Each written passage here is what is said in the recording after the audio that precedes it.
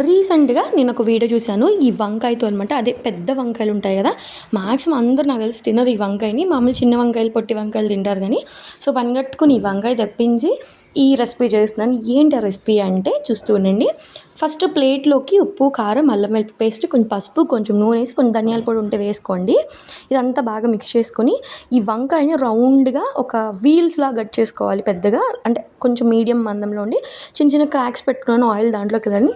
ఇంకా ఈ పేస్ట్‌ని పూతలాగా పైన పేర్చేసుకొని, మొత్తం అటు ఇటు 2 సైడ్స్ కలుపుకొని, ఇలా లైట్‌గా ఆయిల్ వేసుకొని రోస్ట్ చేసుకోండి. అండ్ పక్కన ఒక బౌల్‌లో పెరుగు తీసుకొని, దాంట్లో కొంచెం ఉప్పు వేసి బాగా మెత్తగా ఉండలు లేకుండా చేసుకొని, వాటర్ పోసుకొని, కొంచెం పసుపు వేసుకొని, ఒక గిన్నెలోకి తాలింపు వేసుకోండి.